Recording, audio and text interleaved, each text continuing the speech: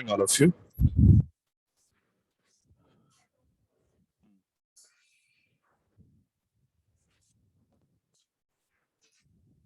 देख देना, atomic collision के कॉन्सेप्ट के बारे में बात कर रहे थे, ठीक है। तो मैं इसको वापस से थोड़ा बता देता हूं। Atomic collision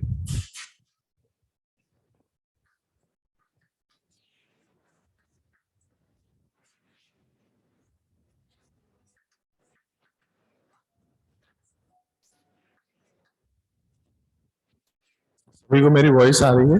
good morning all of you. अच्छा, देखिए एटॉमिक कोलिजन में पार्ट क्या था। जैसे हमारे सिंपल कोलिजन में क्या होता है कि एनर्जी का लॉस होके वो पोटेंशियल एनर्जी में जा रही होती है, फिर वो वापस जब बॉडी अपने शेप को रिफॉर्म करती है तो क्या होता है, वो एनर्जी वापस आ जाती है। लेकिन एटॉमिक कोलिजन्स में इस तरीके का कोई डिफॉर्मेशन नहीं होता है। उसमें क्या होता है कि उन एटम्स के जो इलेक्ट्रॉन है वो उस एनर्जी को रिसीव कर सकते हैं, और अगर इलेक्ट्रॉन एनर्जी रिसीव करता है तो वो रिसीव करके हायर एनर्जी स्टेट में चला जाता है, और हायर एनर्जी स्टेट में जाने के बाद जब वो वापस लोअर एनर्जी स्टेट पे आएगा ही, तो जो एनर्जी उसने ली थी वो वापस सिस्टम को काइनेटिक एनर्जी के फॉर्म में नहीं देगा, क्योंकि जब वो रिटर्न आएगा तो वहां से क्या क्रिएट होगा, एक फोटोन क्रिएट होगा और वो एनर्जी फोटोन ले जाएगा। तो अब हमें ये देखना है कि जो हमारे एटॉमिक कोलिजन्स हैं उसमें एनर्जी का लॉस होगा भी या नहीं होगा। तो होने की क्या शर्त है कि इलेक्ट्रॉन को कहां जाना चाहिए, किसी अपने ग्राउंड स्टेट से किसी एक्साइटेड स्टेट पे जाना ही पड़ेगा। अगर वो नहीं गया तो इलेक्ट्रॉन उस एनर्जी को टच नहीं करेगा, और नहीं करेगा तो कोलिजन इलास्टिक होगा। तो हमारे पास ये जो कोलिजन है, सपोज मेरे पास इसका मास m1 है, वेलोसिटी u1, इसका मास m2, इसकी वेलोसिटी u2। अब हम लोग कैसे चेक करें कि भाई इलेक्ट्रॉन एनर्जी टच करेगा या नहीं। तो सबसे पहले हमें यह पता होना चाहिए कि किसी कोलिजन में कितनी मैक्सिमम एनर्जी का लॉस हो सकता है। तो उसके पीछे रीजन क्या होता है कि जैसे इस सिस्टम पे कोई एक्सटर्नल फोर्स नहीं लग रहा है, तो आपको पता है कि इस सिस्टम का जो सेंटर ऑफ मास है उसकी वेलोसिटी सेम रहेगी। और हम किसी सिस्टम की काइनेटिक एनर्जी को कैसे लिखते हैं, that kinetic energy relative to centre of mass या with respect to centre of mass plus kinetic energy of centre of मास।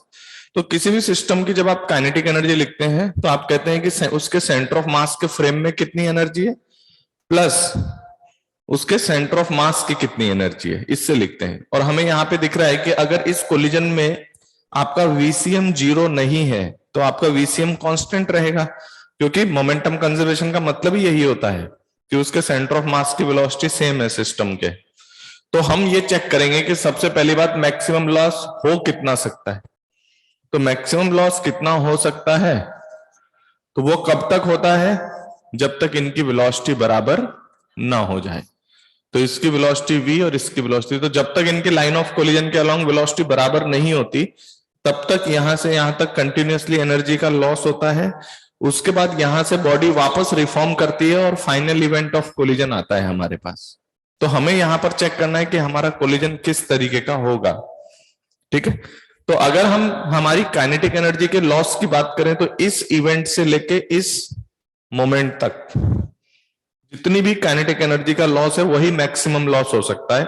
जबकि ये दोनों लेकर कितनी आए हैं kinetic energy, half m1 u1 square plus, लेकिन इसमें से ये सारा ही लॉस हो जाए कोई जरूरी नहीं है। तो हमें मैक्सिमम लॉस ढूंढना पड़ता है।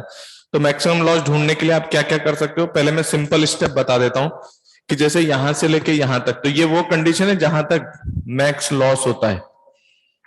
तो मैक्स लॉस है कितना, तो पहले कंजर्व करेंगे momentum, m1 u1 plus m2 u2 equals to m1 plus m2 into v। और कोई आपसे पूछे how much is the kinetic energy loss, तो आप कहेंगे this is the initial moment. और इस कंसिडरेशन के लिए मेरा ये वाला मोमेंट जब उनकी वेलोसिटी क्या हो जाती है, सेम, तो इनिशियल में से जब उनकी वेलोसिटी सेम हो जाएगी उस टाइम पे काइनेटिक एनर्जी,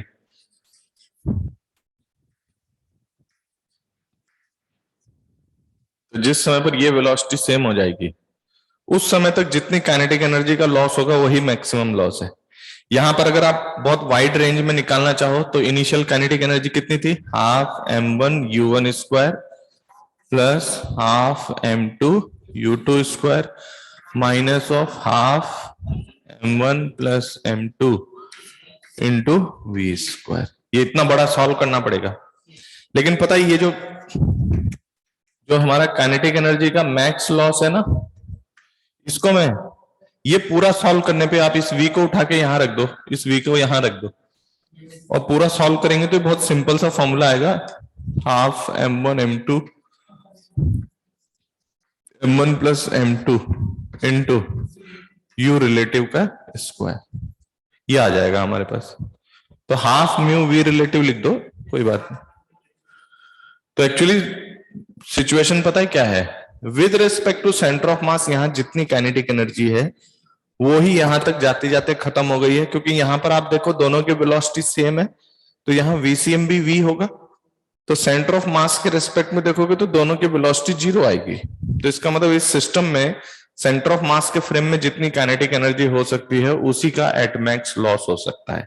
तो एक बार मुझे इस पॉइंट पे रिप्लाई करो, क्योंकि बहुत इंपॉर्टेंट पॉइंट है कि मैक्सिमम लॉस सारा नहीं होता है। मैक्सिमम लॉस सारा नहीं होता है, उसमें एक लिमिट होती है कि इससे ज्यादा लॉस नहीं हो सकता। तो आपको क्या चेक करना है, आपको पता है इसका वीसीएम चेंज नहीं होगा, तो ऑफ सीएम काइनेटिक एनर्जी में कोई चेंज नहीं आएगा। विद रिस्पेक्ट टू सीएम जितनी काइनेटिक एनर्जी है वो लॉस की तरफ बढ़ जाएगी। ठीक है,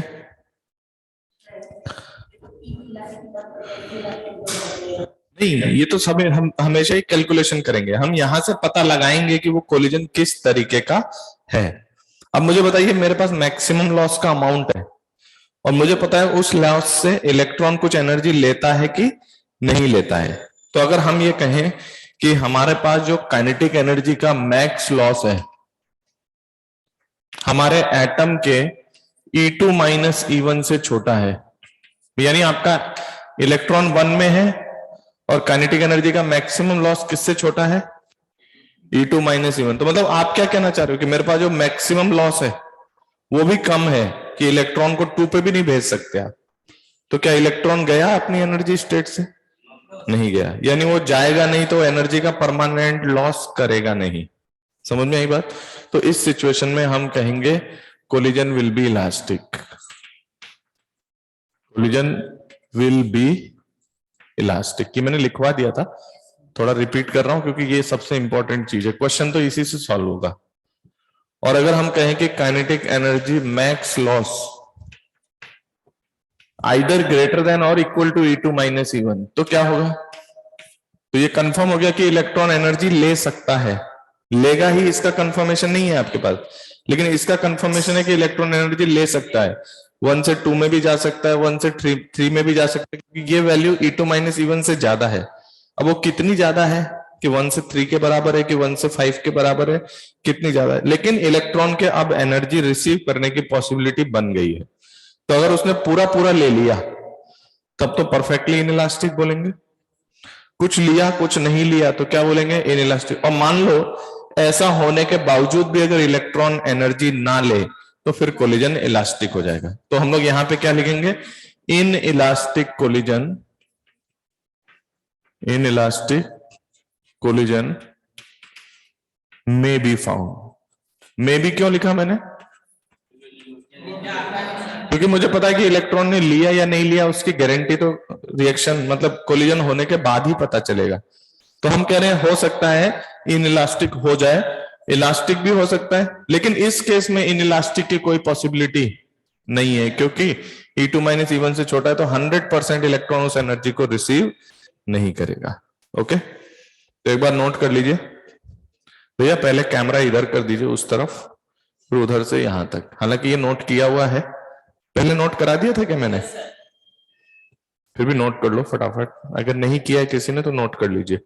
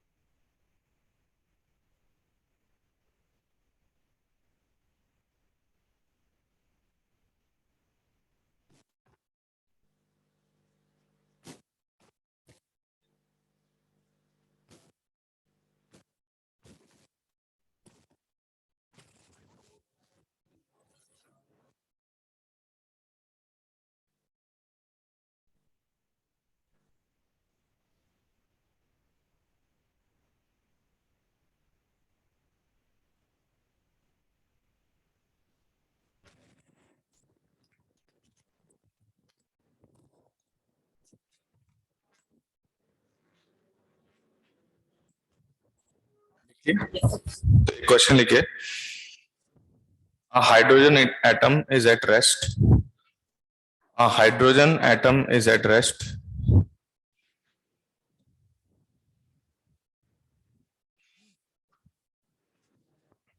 A hydrogen atom is at rest, and a neutron of kinetic energy k naught, a neutron of kinetic energy k naught performs head-on collision with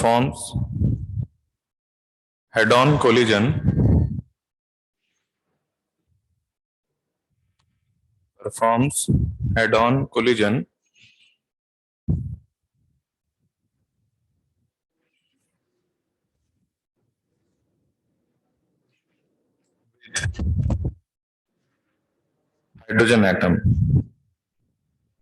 ठीक है, with hydrogen atom. लिखिए, find out the minimum kinetic energy, then find out the minimum kinetic energy k naught, then find out the minimum kinetic energy k naught, so that the inelastic collision may be found. So that the inelastic collision may be found. ठीक है, पहली बात देखिए, एक student ने पूछा है कि सर ये जो कोलिजन तो समझ में आ गया, लेकिन आपने इलेक्ट्रॉन से कैसे रिलेट किया है? देखो, ये एटम्स हैं, तो यहाँ कोई बॉडी डिफॉर्मेशन की तो बात होगी नहीं। बॉडी तो हमारी बड़ी होती है तो वो डिफॉर्म होती है, लेकिन यहाँ तो एटम्स हैं, एक एक एटम्स।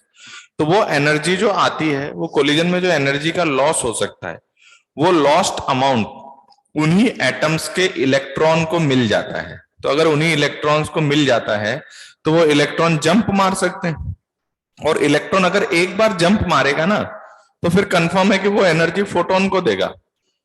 तो आपने यहां से इलेक्ट्रॉन को ऊपर जाने के लिए तो भेज दिया, उसने एनर्जी ले भी ली, लेकिन वो वापस आपको नहीं देगा।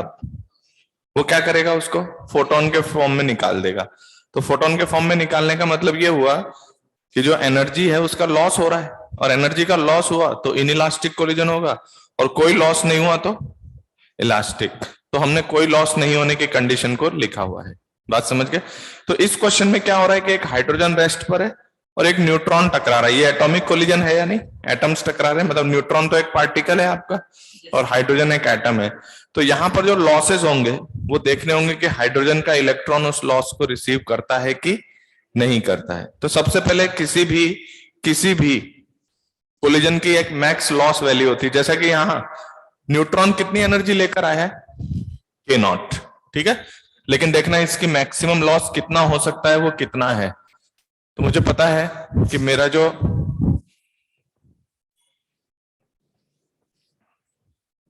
फर्स्ट केस की बात कर रहा हूं, ये केस फर्स्ट कह रहा हूं कि ये न्यूट्रॉन है। न्यूट्रॉन कितनी एनर्जी लेकर आ रहा है? के नॉट। और hydrogen atom is at rest. अब आपको नहीं पता कोलिजन कैसा हुआ कैसा नहीं हुआ, आप पता लगाना चाहते हो कोलिजन कैसा हो सकता है। तो उसने बोला इनइलास्टिक चाहिए, तो के नॉट कितना लेना पड़ेगा? तो मुझे पता है। पहली बात मुझे बताओ, इसका और इसका मास लगभग बराबर ही होता है। ये एक प्रोटॉन के बराबर मास है, एक न्यूट्रॉन एक प्रोटॉन जो है लगभग बराबर होता है मास। तो इसलिए हम इसको भी m और मैकेनिक्स डील करने के लिए इसका मास भी m यूज करेंगे। ठीक है, तो आपको पता करना है मैक्सिमम लॉस कितना। तो पहले आपको पता है कि न्यूट्रॉन कितनी स्पीड लेकर आ रहा है, मान लीजिए v नॉट। तो your k naught is how much? Half m v naught square. अब कुछ लोग क्या सोचेंगे कि सर यही चेक कर लो कि ये इलेक्ट्रॉन को ले जाएगा कि नहीं, लेकिन मैं कहूंगा कि नहीं, ये मैक्स लॉस नहीं है। मैक्स लॉस कितना हो सकता है वो मुझे निकालना पड़ेगा, और किस मोमेंट तक निकालना पड़ेगा? जब तक इनकी वेलोसिटी लाइन ऑफ इंपैक्ट के अलोंग सेम नहीं हो जाती। तो दोनों की वेलोसिटी सेम है, इसकी भी v। आप चाहो तो एक स्टेप में लिख लो, या पहले मैं 2 स्टेप सिखा रहा हूं आपको। तो पहले conservation of momentum is what? m v naught plus 0 equals to 2m into v। v equals to v naught by 2। What is kinetic energy max loss? तो यहां तक लॉस हो सकता है, इसके बाद गेन होने के हिसाब से कोलिजन कंप्लीट होता है कि बाद में क्या होगा। तो ये काइनेटिक एनर्जी मैक्स लॉस आ चुका है मेरे पास। That is equals to kinetic energy initial minus kinetic energy final. What is kinetic energy initial? Half m v naught square minus final is half m plus m into v naught by 2 का whole square. What is the kinetic energy max loss? That is equals to m v naught square by 4.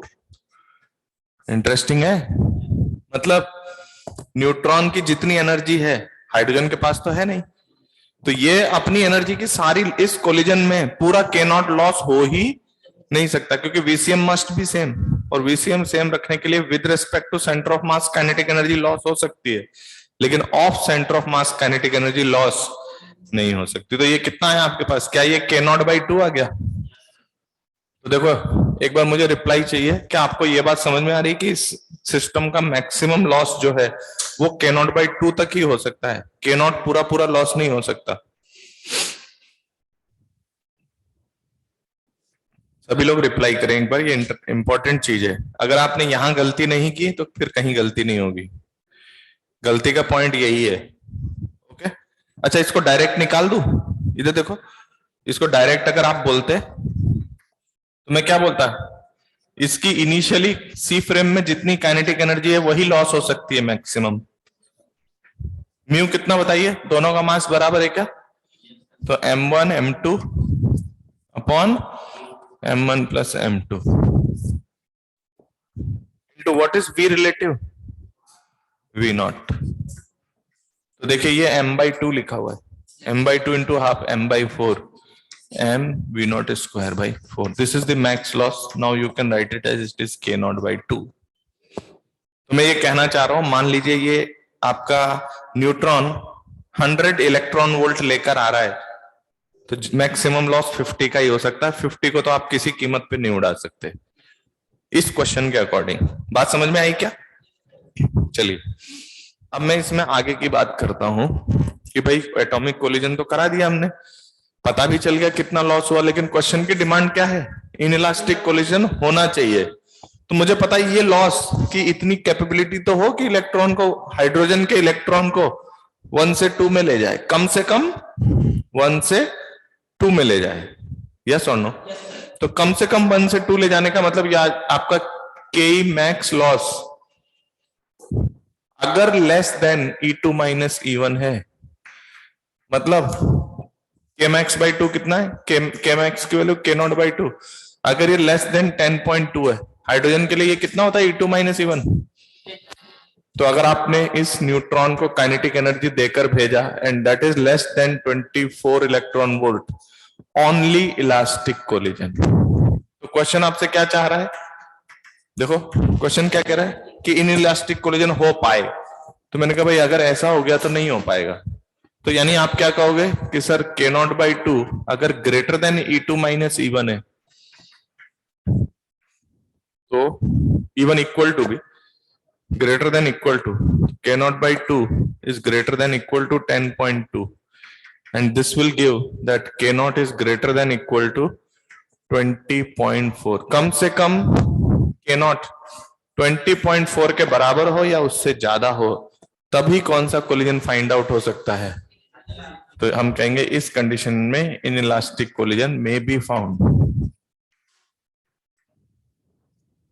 Collision may be found. समझ में आया कि नहीं? अब कई लोग पता क्या करेंगे, सिर्फ k नॉट को देखेंगे, k नॉट को देख के पता लगाएंगे कि एटम एक्साइट करेगा कि नहीं, जबकि k नॉट में से सबसे पहले तो ये देखना है कि उसमें कितना पार्ट लॉस हो सकता है. तो इस क्वेश्चन में k नॉट का कितना पार्ट लॉस हो सकता था? k नॉट बाई 2, आधा ही लॉस हो सकता था. और उस आधे की इतनी कैपेबिलिटी होनी चाहिए कि इलेक्ट्रॉन को 1 से 2 में भेज सके. समझ में आएगा? तो हमने कह दिया अगर ये k नॉट बाई 2 10.2 से छोटा है, इधर ध्यान दो ये हाइड्रोजन के लिए है, कोई और एटम होता तो यहाँ जेड स्क्वायर और आता, हीलियम होता तो 2 स्क्वायर, लिथियम होता तो 3 स्क्वायर. यस और नो? तो यहां पर E2 माइनस E1 से अगर ये एनर्जी कम है तो सिर्फ इलास्टिक कोलिजन होगा, और अगर ये ज्यादा है, k नॉट बाई 2 की वैल्यू E2 माइनस E1 से ज्यादा या बराबर है, तो इन इलास्टिक कोलिजन होने की संभावना है. संभावना बोल रहा हूं, हो सकता है ना भी हो, यस और नो, ठीक है। लेकिन क्वेश्चन की डिमांड थी कि अगर इनइलास्टिक चाहिए तो कम से कम ये कंडीशन होनी चाहिए। इसको नोट करो, अभी हम एक और क्वेश्चन में इसको यूज करेंगे। देखिए, एक स्टूडेंट ने पूछा सर पूरा लॉस क्यों नहीं होता है। आपको याद हो तो पिछली क्लास से और अभी तक मैं यही बता रहा हूं, पूरा लॉस क्यों नहीं होता, क्योंकि इसका वीसीएम सेम रखना है। और किसी सिस्टम की काइनेटिक एनर्जी होती है with respect to CM plus of CM. Of CM kinetic energy को आप गायब नहीं कर सकते, तो इसका इनिशियल वीसीएम है, तो ऑफ सीएम काइनेटिक एनर्जी की लॉस हो ही नहीं सकता, क्योंकि मोमेंटम कंजर्व करना है। मोमेंटम कंजर्वेशन का मतलब होता है वीसीएम सेम रखना, और वीसीएम सेम रखने का क्या मतलब है कि आप ऑफ सीएम काइनेटिक एनर्जी को डिस्टर्ब नहीं कर सकते। समझ में आई बात? तो एक बार वापस से इस क्वेश्चन को देखो, अब इसमें मैं कुछ और पार्ट्स मिलाने वाला हूं, तो देखते हैं कैसे सॉल्व होगा।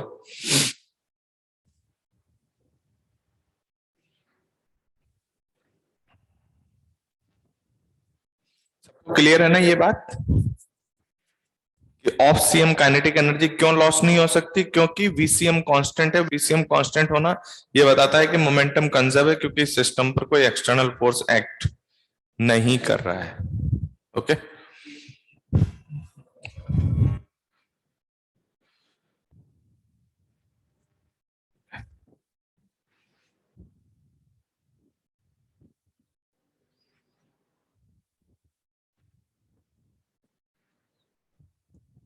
ये भी पहली क्लास है क्या?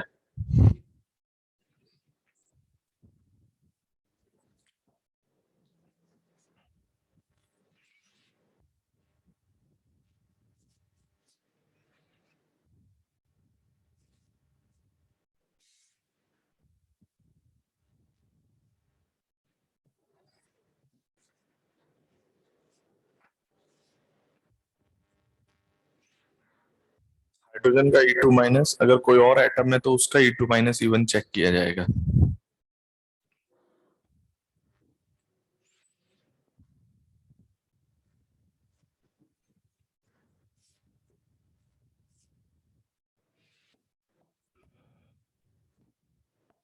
नोट कर लिया सबने?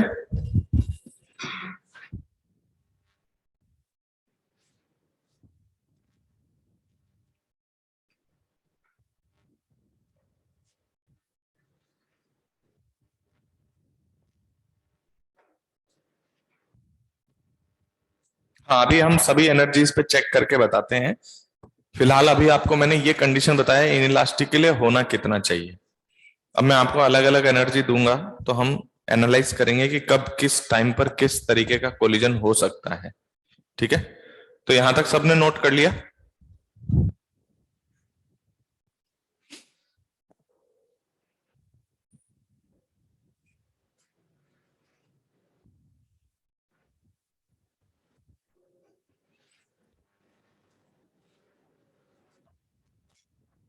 ओके, तो इसके नेक्स्ट पार्ट को हम लोग यूज करते हैं, इसी क्वेश्चन को सेकंड क्वेश्चन के लिए।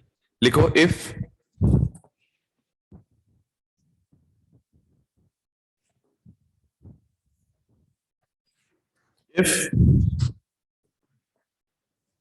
के नॉट इज, ये किसकी काइनेटिक एनर्जी है के नॉट? जो न्यूट्रॉन आया था। तो if K naught is 18 electron volt, comma 20.4 electron volt, comma 22 electron volt, comma 24.2 electron volt, then check which kind of collision may be found. Which kind of collision may be found. Okay? मैंने अलग अलग values दे दिए। वैसे तो मैंने अभी 20.2 check कर ही लिया है, 20.4 तो मुझे पता है कि किससे क्या होगा, है ना। लेकिन मैं बार बार इंडिविजुअली चेक करूंगा। चलिए, मेरा फर्स्ट केस क्या है? के नॉट इज व्हाट? 18। तो मुझे पता है कि मेरा जो मैक्स लॉस है इस केस का मैक्स लॉस वो तो के नॉट बाई 2 है।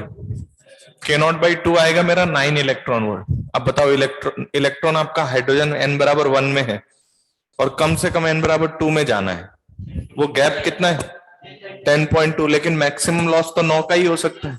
तो ये कंफर्म हो गया कि ये 9 इलेक्ट्रॉन वोल्ट इलेक्ट्रॉन को एक्साइट नहीं कर सकता। Then you will say that the collision is elastic. Collision is elastic, only elastic, और कोई पॉसिबिलिटी नहीं है। अच्छा, second case, your K naught is how much 20.4, तो your max loss how much, max loss is K naught by 2, that is 10.2 electron volt. अब यहां पर सोचेंगे, यहां पर दो पॉसिबिलिटी है, क्योंकि मैक्सिमम लॉस इतना हो सकता है और इलेक्ट्रॉन इतना ले भी सकता है, पूरा पूरा ले सकता है। तो या तो यहां पर इलास्टिक है। इलास्टिक का मतलब कि एनर्जी का लॉस होने के बावजूद इलेक्ट्रॉन उस एनर्जी को रिसीव ना करे। वो मैंने आपको बताया था कोलिजन के दौरान अगर वो एनर्जी इलेक्ट्रॉन के साथ कम्युनिकेट नहीं हो पाई तो वो एनर्जी इलेक्ट्रॉन को नहीं मिली। अगर नहीं मिली तो इलेक्ट्रॉन नहीं कूदा, और नहीं कूदा तो इलास्टिक। और एक मिनट, 10.2 का मैक्सिमम लॉस है और इलेक्ट्रॉन भी मिनिमम कितना चाहिए? तो क्या आपको समझ में आता है? 10.2 पूरा खा जाएगा। पूरा खा जाएगा से मतलब पूरा एनर्जी लेगा, इसमें से कुछ भी नहीं छोड़ेगा वो, क्योंकि उसको एग्जैक्ट 10.2 तो चाहिए ही जाने के लिए। तो इस 10.2 में से 10.2 का पूरा लॉस होगा। तो ये इनइलास्टिक तो है ही, साथ के साथ परफेक्टली इनइलास्टिक कोलिजन है।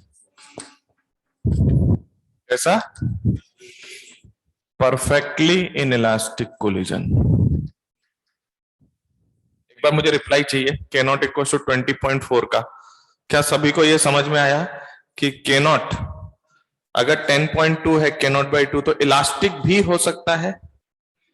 इलास्टिक भी बोल रहा हूं, भी का मतलब क्या हुआ यार? आपको अगर ये पता है कि आपके पास 100 रुपए हैं, आप मैक्सिमम 80 रुपए खर्च कर सकते हो, लेकिन आपने कहा नहीं सर मैं तो नहीं कर रहा खर्च, तो इसका मतलब आपने पूरा बचा लिया। तो मैं ये कहना चाह रहा हूं कि जो मैक्सिमम लॉस है, अगर ये इलेक्ट्रॉन को मिल ना पाए तो क्या होगा? नहीं मिलेगा तो जाएगा ही नहीं इलेक्ट्रॉन, इलेक्ट्रॉन ऊपर कूदेगा ही नहीं।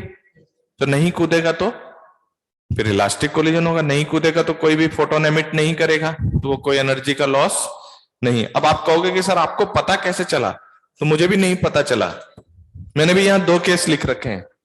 फिर मैं क्या करूंगा, इस कोलिजन को करा दूंगा, फिर बाद में देखूंगा अच्छा लॉस हुआ क्या, फोटोन निकला क्या। अगर फोटोन निकल गया तो मैं समझ जाऊंगा कि परफेक्टली इनइलास्टिक हुआ है, और अगर फोटोन नहीं निकला तो मुझे पता है कि सिर्फ इलास्टिक। तो कोलिजन होने के बाद मुझे पता चलेगा कि ये कोलिजन कैसा था।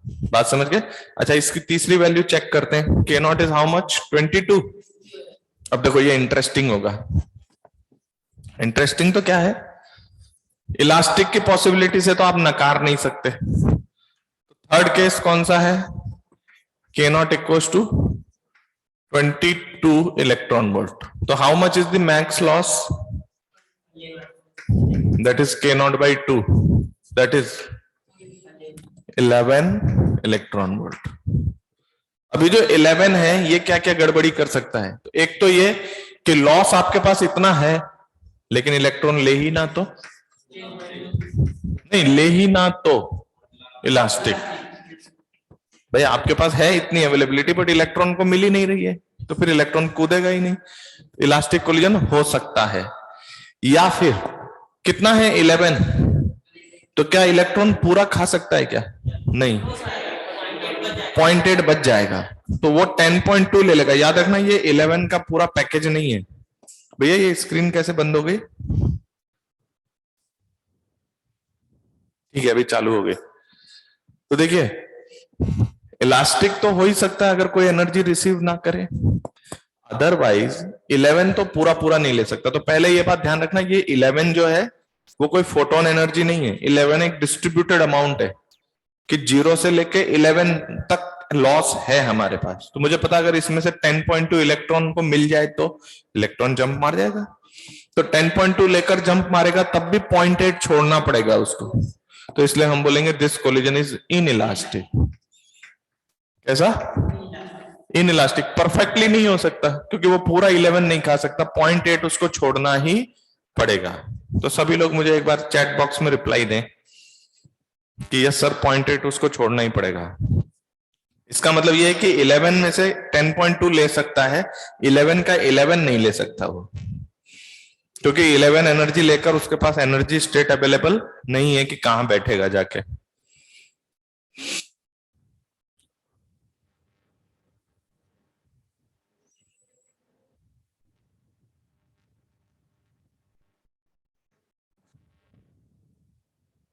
हाँ हो सकता है, वो कोलिजन होने के बाद ही पता चलेगा कि वो इलास्टिक था या इन इलास्टिक था। जैसे अगला केस देखो, उसमें और पॉसिबिलिटीज बढ़ रही हैं। अगला केस क्या है, 20.4। जो काइनेटिक एनर्जी है के नॉट, वो आपको दिया है 24.2 इलेक्ट्रॉन वोल्ट। तो सबसे पहले आप क्या चेक करोगे कि सर मैक्स लॉस कितना हो सकता है, तो आधा हो सकता है। तो that max loss is how much, 20 कितना 12.1। अब आपको पता है कि 12.1 जो गैप है ना 1 से 3 का होता है। तो सबसे पहली बात, एक तो इलास्टिक होगा, इसका मतलब ये कि एनर्जी होते हुए भी नहीं मिली तो इलास्टिक। या फिर एक मिनट, अगर 12.1 मैक्सिमम लॉस है और मान लो इलेक्ट्रॉन ने उसमें से सिर्फ 10.2 ही लिया और नहीं लिया, समझ गए? तो 10.2 लिया तो वो जाएगा 1 से 2, तो 1 से 2 जाके वापस 2 से 1 आकर फोटोन निकाल के फेंक देगा। तो 1.89 या 1.9 जो है वो यूज नहीं होगा अब। तो the collision is in elastic. ये किस केस में, जब वो 1 से 2 जाएगा और वापस 2 से 1 वापस लौट आएगा, तो उसको जो 1.9 है वो 1.9 वो वापस यूज नहीं कर पाएगा।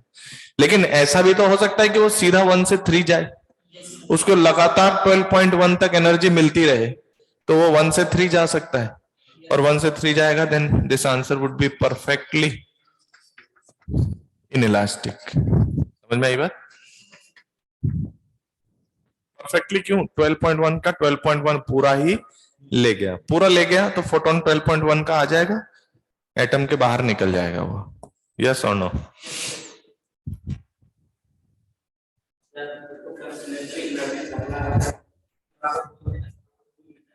1 से 2 में जाएगा, एक मिनट को, एन 1 से 2 में गया तो फिर 2 से 1 आएगा, या फिर 1 से 3 जाएगा डायरेक्ट।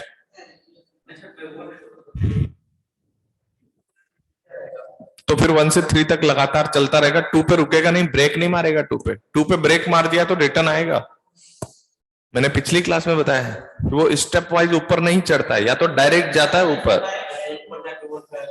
हाँ, तो अगर वो 2 पे रुका, 2 तक की ही एनर्जी रिसीव की उसने, तो फिर वो आगे 3 पे नहीं जंप मारेगा, पहले नीचे आ जाएगा।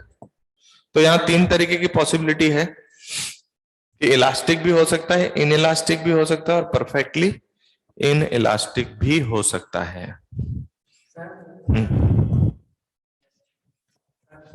तीनों कैसे हो सकते हैं परफेक्टली, यानी पूरा 11 का लॉस बताओ कहां है। 1 से लेके 3 का गैप होता है 12.1 और 1 से 2 का गैप होता है 10.2। तो या तो 10.2 लेगा या 12.1 लेगा, लेकिन 11 तो वो ले ही, तो इसलिए 0.8 छोड़ना मस्ट था, इसलिए हमने सिर्फ इन इलास्टिक कोलिजन बोला। आई बात समझ में? क्लियर है सबको?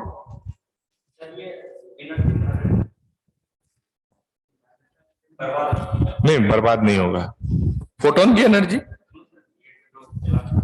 नहीं, कोलिजन तो 2 में ही हो रहा है, या वाइब्रेशनल और क्या कहते हैं, और कुछ कहने की नीड नहीं है, 2 पार्टिकल का कोलिजन है। अब उसमें लॉस हुआ तो लॉस हो जाएगा, नहीं हुआ तो नहीं होगा। ठीक है, तो इनिशियल काइनेटिक एनर्जी और फाइनल काइनेटिक एनर्जी में कुछ डिफरेंस होगा, तो हम यहां पर ये भी पता लगा रहे हैं कि वो डिफरेंस कितना हो सकता है। हमारे जनरल कोलिजन में क्या होता था, आपको क्वेश्चन बताता था कि कितना ई है उसका कोफिशिएंट ऑफ रेस्टिट्यूशन। समझ में आई बात? लेकिन यहां हम खुद आइडिया लगाते हैं कि क्या कोलिजन हो सकता है। तो एक बार फिर मैं आपको बता देता हूं, ये जो 4th पार्ट है उसमें जो न्यूट्रॉन काइनेटिक एनर्जी लेकर आया था 24.1, इसमें से मैक्सिमम लॉस हो सकता है 12.1। 12.1 अगर इलेक्ट्रॉन बिल्कुल भी ना ले, इलास्टिक। 12.1 में से 10.2 ले, बाकी 1.9 छोड़ दे, तो वो वापस नीचे आके फोटोन 10.2 का दे देगा। और यहां पर परफेक्टली इन इलास्टिक में 12.1 से पूरा पूरा ले ले, तो परफेक्टली इनइलास्टिक सारी एनर्जी को लॉस कर देगा, कोलिजन यही खत्म हो जाएगा। ओके, तो एक बार मुझे रिप्लाई कर दो, ये जो चार मैंने अलग अलग कंडीशंस लिए हैं ये आपको एक्सप्लेन करते हैं कि कोलिजन किस किस टाइप का हो सकता है। तो एक बार रिप्लाई चाहिए मेरे को सभी का,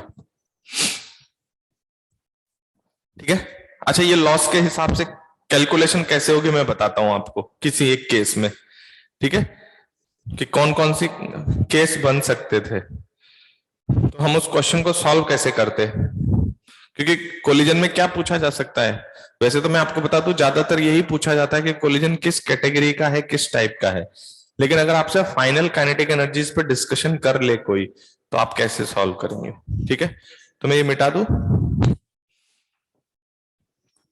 देखिए, मैं दो केस लेके डिस्कस करता हूं, है ना। मान लीजिए कि आपका for example your K naught is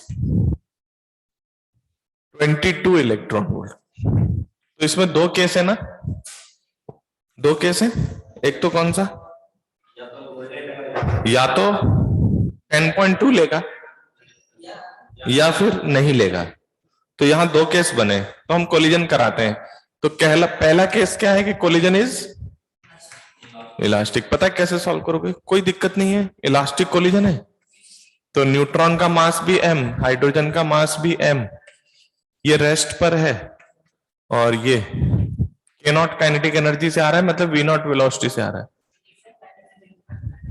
तो यहां से जब आप फाइनल कोलिजन करा देंगे तो आप कहेंगे V1 V2। हालांकि आपको याद हो तो सेम मासेस के लिए हमें इलास्टिक कोलिजन के लिए कुछ याद भी होता है कि वो अपनी वेलोसिटी एक्सचेंज कर लेते हैं, बट कोई दिक्कत नहीं है, हम तो सॉल्व करते हैं। क्योंकि मान लो m टू m होता तो ये भी m है, ये भी m है। तो first equation is what, m into V naught that is equals to m into V1 plus m into V2। तो एक रिलेशन आ गया आपके पास, V1 plus V2 equals to V naught, equation 1। और किसी को इक्वेशन 2 चाहिए तो kinetic energy initial equals to kinetic energy final. तो your kinetic energy initial equals to, आप चाहो तो इसमें velocity of separation, velocity of approach का फंडामेंटल भी लगा सकते हो, इलास्टिक कोलिजन वाला, उसमें कोई दिक्कत नहीं है। जैसे आप बॉडीज को इलास्टिक कोलाइड कर रहे थे वैसे ही E बराबर 1 की एक्सप्रेशन लिख सकते हो। अदरवाइज मैं ये लिख देता हूं, इससे भी आप कर सकते हो। यहाँ क्वाड्रेटिक बनती है, half m V naught square plus 0 equals to half m V1 square plus half m V2 square. Okay, इससे सॉल्व करोगे, या आपके पास एक और तरीका था, क्योंकि इलास्टिक कोलिजन है तो आप इक्वल टू 1 करके वेलोसिटी ऑफ सेपरेशन लिखते हैं आप V2 minus V1, velocity of approach will be V not. तो अगर आपको क्वाड्रेटिक में नहीं फंसना है तो यहां फंस के V2 V1 में एक रिलेशन है और ये V2 V1 में दूसरा रिलेशन है। ये सिंपल कोलिजन हो गया आपका। कौन सा था, इलास्टिक। लेकिन अगर ये इनइलास्टिक होता है उस केस में हम कैसे आगे बढ़ेंगे, ठीक है। तो कुछ भी नहीं है, बस इनिशियल और फाइनल काइनेटिक एनर्जी में कुछ गैप होगा, तो वो गैप कैसे निकालेंगे। तो पहला दूसरा केस ले रहा हूं, मेरा जो K नॉट है वो कितना था, 22 इलेक्ट्रॉन वोल्ट। तो मेरा मैक्स लॉस कितना था, नहीं इस केस का 11, लेकिन मुझे पता है इसमें से 10.2 का लॉस होने वाला है। तो हम इसका कौन सा केस मान रहे हैं, इनइलास्टिक कोलिजन। ओके, तो एक इक्वेशन तो ये है ही, इसमें कोई दिक्कत नहीं है कि इसकी काइनेटिक एनर्जी K नॉट है और वेलोसिटी V नॉट है, mass m, final velocity V1, initial velocity V2। Conserve करिए मोमेंटम, तो m into V naught plus 0 equals to m into V1 plus m into, तो ये इक्वेशन तो पहले ही आ गई, V1 plus V2 equals two equation 1। लेकिन अब दूसरी इक्वेशन में हम E जैसी कोई बात नहीं कर पाएंगे क्योंकि हमें मालूम नहीं है। तो हमारे पास एक ही कंडीशन है कि इनिशियल और फाइनल काइनेटिक एनर्जी सेम नहीं होगी। तो हम कहेंगे कि काइनेटिक एनर्जी का लॉस कितना है, that is initial minus final. Loss कितना होगा, 11 में से 10.2,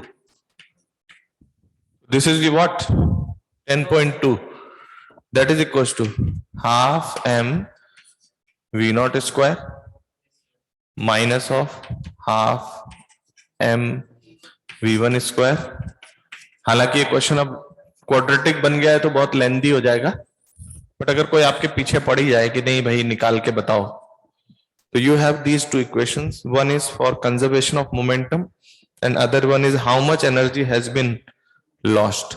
यहां से v1 उठा के यहां डालिए, v2 में क्वाड्रेटिक बन जाएगी, you will get the v2, और v2 उठा के यहां डाल देना, v1 आ जाएगा। समझ में आया? तो कोलिजन होने के बाद देखो आप पता भी खुद ही लगा रहे हो।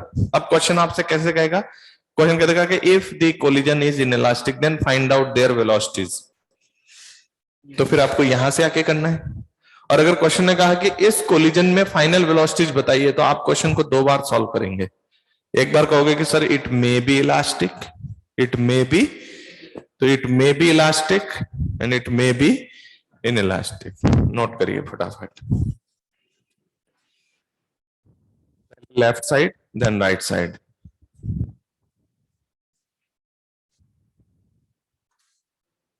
लक्ष्य ने पूछा है कि सर थर्ड केस में जो एनर्जी बची हुई है उसका फोटोन आएगा क्या? नहीं, फोटोन 10.2 का जाएगा।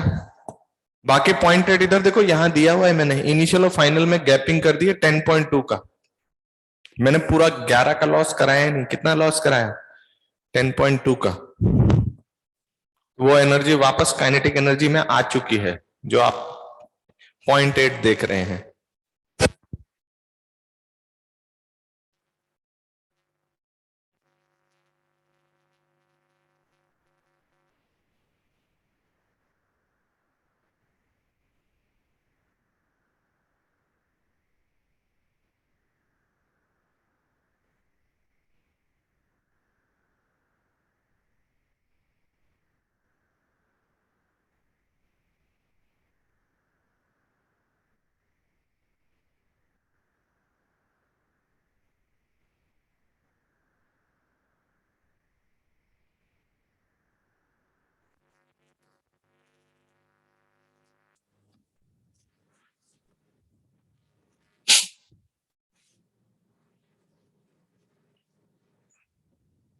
आ गई लाइट।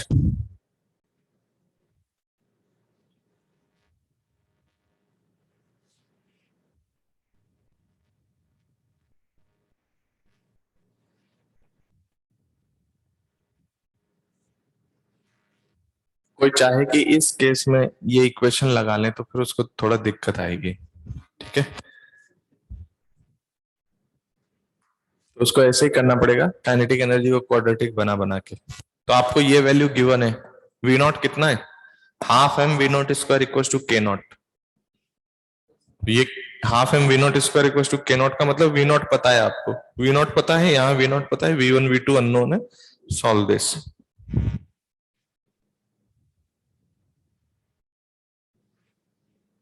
लक्ष्य ये देखो, आप बार बार 0.8 पूछ रहे हो, ये बची हुई 0.8 यही है, कहीं नहीं गई। देखिए आप एक बात बताओ, ये इनिशियल काइनेटिक एनर्जी है और ये फाइनल है, इसमें से मैंने पूरा 11 का लॉस किया कि सिर्फ 10.2?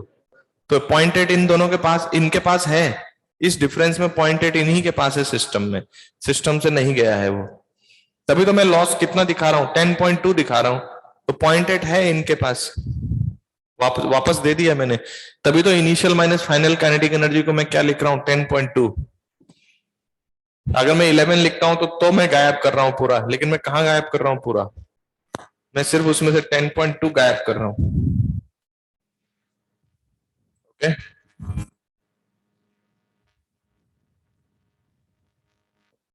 क्लियर है सभी को? एक बार रिप्लाई कर दो मुझे यार, ये इंपॉर्टेंट, ये एडवांस लेवल में ये सब चीजें ज्यादा चलती है।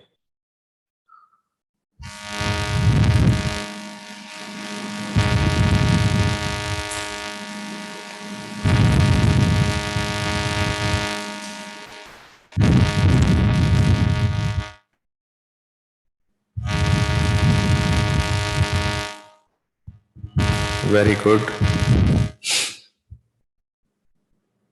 ये कैलकुलेशन आपको खुद करनी है, ठीक है? ध्यान रखना, you know the value of V naught, how much it is.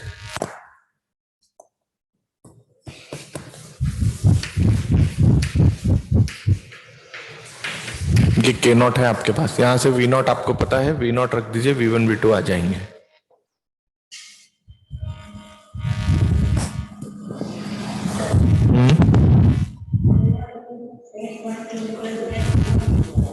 क्या आ रहा है? M V1 V2 क्या? हाँ, तीन वेरिएबल नहीं, एक पता है आपको। You know the value of V naught. V naught आपको पता है, V1 V2 अननोन है। यहां भी आपको वी नॉट पता है, कौन अननोन है? V1 V2। ठीक है, ओके।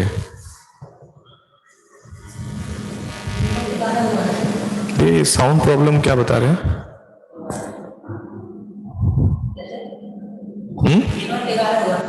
के नॉट क्यों 11 होगा? कैसी बात कर रहे हो बेटा? के नॉट इसका 11, ये के नॉट 22 है आपका। के नॉट तो 22 है, ओके। उसको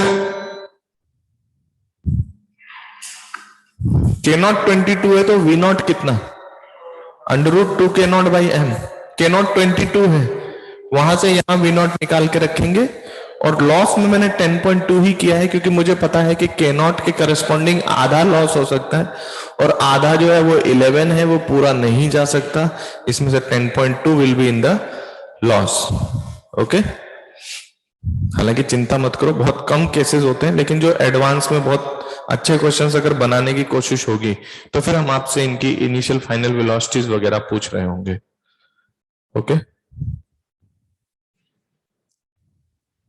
वो रूम खाली है इसलिए एको भी आता है ना। चलिए मैं मिटा रहा हूं ये। देखो कहीं आपकी आदत ना पड़ जाए सिर्फ के नॉट बाई 2 की, इसलिए मैं ये वाला क्वेश्चन करा रहा हूं, वरना इसको कराने की कोई जरूरत नहीं है। मैं सिर्फ इसलिए करा रहा हूं ताकि आपको पता चल जाए कि मैक्स लॉस की क्या कहानी है। इधर देखो, suppose this is helium at rest, helium plus atom है एट रेस्ट, और मैंने टकराया किसको? न्यूट्रॉन को। कितनी काइनेटिक एनर्जी से? के नॉट से। तो हमें बताना है फाइंड आउट मिनिमम के not for inelastic collision. Inelastic collision, तो आपको पता है इनके मासेस में क्या रिलेशन है? अगर इसका मास m बोलते हो तो ये अप्रोक्सीमेटली 4m होता है। अप्रोक्सीमेटली बोल रहा हूं, एग्जैक्ट तो कुछ रिलेशंस होते हैं बट वो बहुत ज्यादा डिफरेंस नहीं होता है। वो डिफरेंस यहाँ किसी काम का नहीं है हमारे लिए, ये बहुत नेग्लिजिबल सा डिफरेंस हो सकता है। तो इस केस में अगर आपको मैक्स लॉस चाहिए तो क्या करूं बताओ? इसकी वेलोसिटी कितनी? V naught. तो आप इन दोनों की वेलोसिटी सेम करके भी निकाल सकते हो।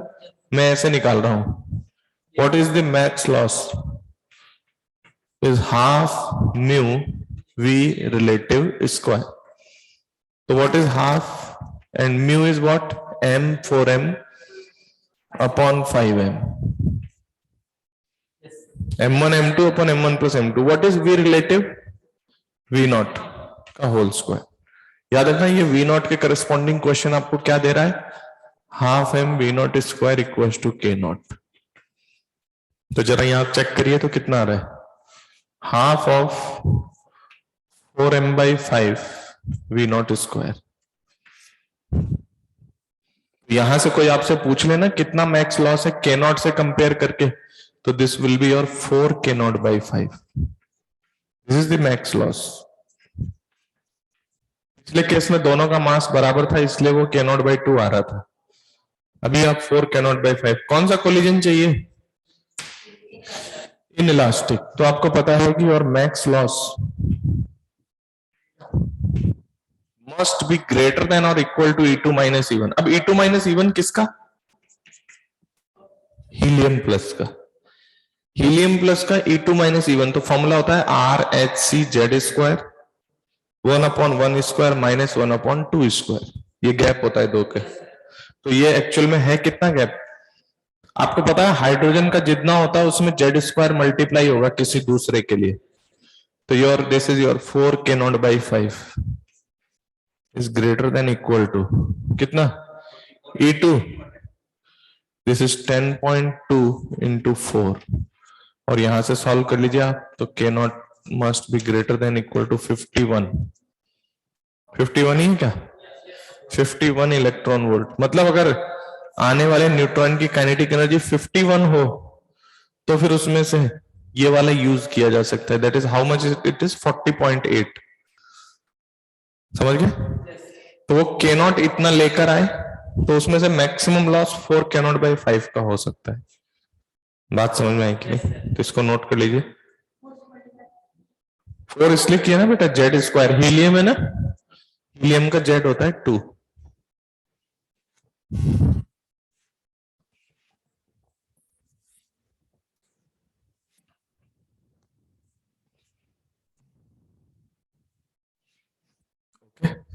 सिंपल क्वेश्चन है अब कैलकुलेशन 4 के नॉट बाई 5 से डिस्कस होगी अब यहां पर थोड़ा जल्दी नोट करें तो आज अपन इसको एटॉमिक खत्म करके एक्सरेज पे चलेंगे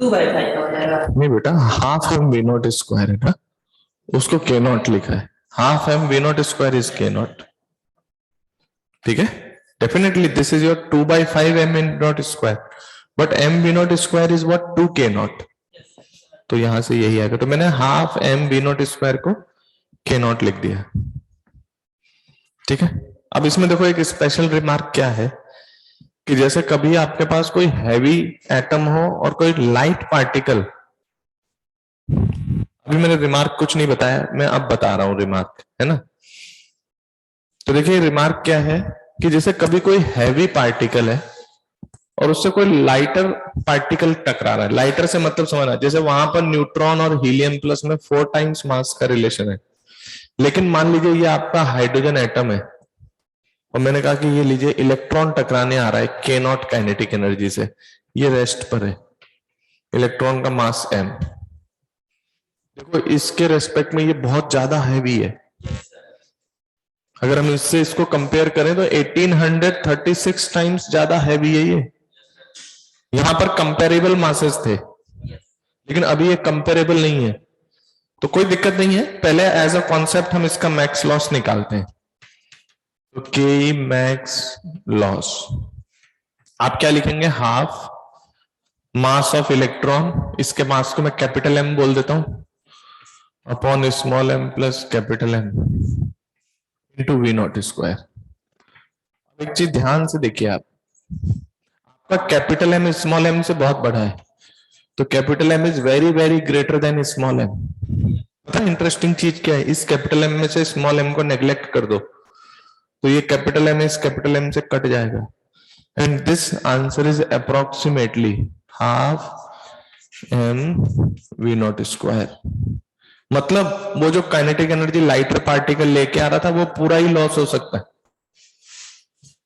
लेकिन जब एक हैवी हो और दूसरा बहुत छोटा हो तो हैवी वाला जो है वो ऑलमोस्ट रेस्ट पर ही कंसीडर किया जाता रहेगा इसलिए हम बोलते हैं कि वहां पर मैक्सिमम लॉस कितना हो सकता है जो लाइटर पार्टिकल लेके आता है तो जैसे कभी किसी क्वेश्चन में ऐसा आ जाए कि एक एटम से इलेक्ट्रॉन आ रहा है तो इलेक्ट्रॉन जितनी काइनेटिक एनर्जी लेकर आ रहा है हम उसको पूरे को लॉस में डाल देते हैं लेकिन एक्चुअल कॉन्सेप्ट ये नहीं है हर कोलिजन का एक मैक्सिमम लॉस होता है यहां भी आप देखो मैंने मैक्सिमम लॉस निकाला है और मैंने कहा कि कैपिटल एम स्मॉल एम से बहुत बड़ा होने की वजह से ये m प्लस एम और ये m लगभग बराबर होंगे तो इससे इसको काटने पे पता चलता है कि लगभग इलेक्ट्रॉन की जितनी काइनेटिक एनर्जी थी सभी लॉस हो सकती है। तो जैसे कभी किसी क्वेश्चन में इलेक्ट्रॉन बाहर से टकरा के आ रहा हो तो उसकी सारी एनर्जी लॉस करके हम एटम को दे देते हैं, लेकिन ऐसा हमेशा नहीं कर सकते।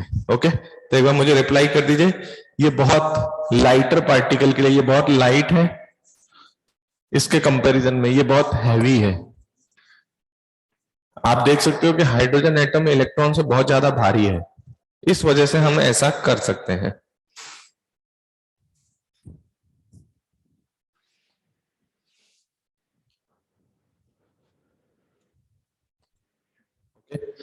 The last and final topic of this chapter is Bohr non-stationary nucleus model.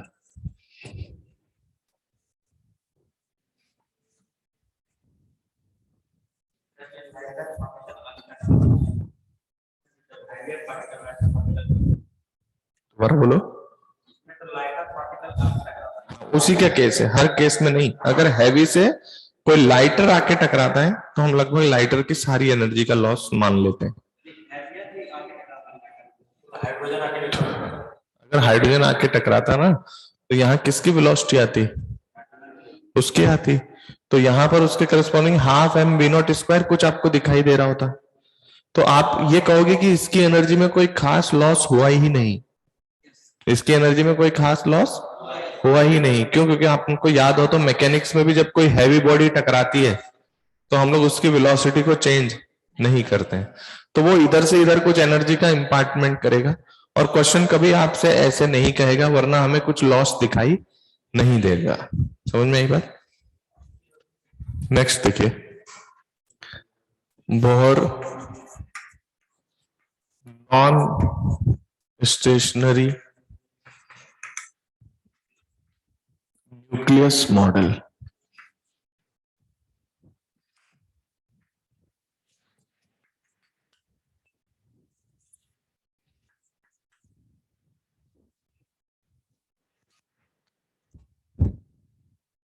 Modern one खत्म हो जाएगा, अभी एक्सरेज है, उसके बाद nuclear physics and radioactivity, तो आप जल्दी हो जाएगा। इसमें कुछ मैथमेटिकल चीजें होती है इसलिए थोड़ा समय लगता है इस टॉपिक में। आगे फिर सिंपल सिंपल इक्वेशंस हैं। तो देखिए, Bohr non stationary nucleus model, तो सबसे पहले मैं आपको एक खतरनाक बात बता दूं, अभी तक जो भी मैं आपको पढ़ा रहा था वो सही मायने में अप्रोक्सीमेशन है। क्या है? हालांकि गलत नहीं है। अभी आप देखोगे कि मैं इस थ्योरी को उस थ्योरी के रिलेट कर दूंगा। जब मैंने बोहर पोस्टुलेट लिखाया था तो आप पढ़ो, वहां पे मैंने न्यूक्लियस को रोक के रखा था और मेरा इलेक्ट्रॉन उसके चारों तरफ घूम रहा था, but that is not the actual theory. Actual theory क्या है? Bohr non stationary nucleus model, यानी न्यूक्लियस जो है वो स्टेशनरी नहीं है। समझ में आई बात? तो ये एक्चुअल थ्योरी है। अभी मैं आपको बताऊंगा कि ये थ्योरी पिछली थ्योरी से कैसे रिलेट होगी। कोई गड़बड़ नहीं है, न्यूमेरिकली सेम है, but as a concept nucleus rest पे नहीं होता है। तो एटम में न्यूक्लियस और इलेक्ट्रॉन अपने सिस्टम के सेंटर ऑफ मास के अबाउट रोटेट करते हैं। किसके अबाउट? तो जैसे मेरे पास ये न्यूक्लियस है, आपको पता है इसका मास अगर आपने कुछ बोल दिया mn, और इधर जो आपका इलेक्ट्रॉन है, ये पूरा सिस्टम किसके अबाउट घूमता है? अपने सेंटर ऑफ मास के अबाउट। मैं आपको बता दूं सिंपल वे में कि हम अभी तक न्यूक्लियस के अबाउट क्यों घुमा रहे हैं, क्योंकि इस इलेक्ट्रॉन के रेस्पेक्ट में ये इतना ज्यादा हैवी है कि सेंटर ऑफ मास ऑलमोस्ट किसके ऊपर आ जाता है? न्यूक्लियस पे ही आ जाता है ऑलमोस्ट, क्योंकि हैवियर पार्टिकल के नजदीक होगा। इसीलिए हम लोग अभी तक अप्रोक्सीमेटली इसको कहां से घुमा रहे हैं? न्यूक्लियस के अबाउट। लेकिन ये पूरा सिस्टम किसके अबाउट घूमता है? Centre of mass. तो देखिए, जब ये सेंटर ऑफ मास के अबाउट घूमेगा तो मान लीजिए किस घूमने का कुछ ओमेगा है, तो याद रखना न्यूक्लियस से इलेक्ट्रॉन के बीच की दूरी को रेडियस ऑफ ऑर्बिट कहा जाता है। और यहां अगर आप देखेंगे तो न्यूक्लियस एक अलग रेडियस पे घूम रहा होगा, इलेक्ट्रॉन भी एक। जैसे आपने ग्रेविटेशन में बाइनरी स्टार सिस्टम पढ़ा था, तो बाइनरी स्टार सिस्टम में क्या था कि दोनों स्टार्स अपने कॉमन सेंटर ऑफ मास के अबाउट घूमते हैं। वैसे ही यहां पर भी आपका न्यूक्लियस और इलेक्ट्रॉन अपने सिस्टम के सेंटर ऑफ मास के अबाउट घूमते हैं। तो ये जो सर्कल देख रहे हैं ये न्यूक्लियस का रेडियस है, न्यूक्लियस जिस रेडियस पे घूम रहा है, और ये इलेक्ट्रॉन जिस रेडियस पे घूम रहा है। लेकिन अब यहाँ रेडियस ऑफ ऑर्बिट का मतलब होता है कि न्यूक्लियस से इलेक्ट्रॉन के बीच की दूरी कितनी है, पहले भी यही था। तो इलेक्ट्रॉन आर ई रेडियस पे घूम रहा है, न्यूक्लियस आर एन रेडियस पे घूम रहा है।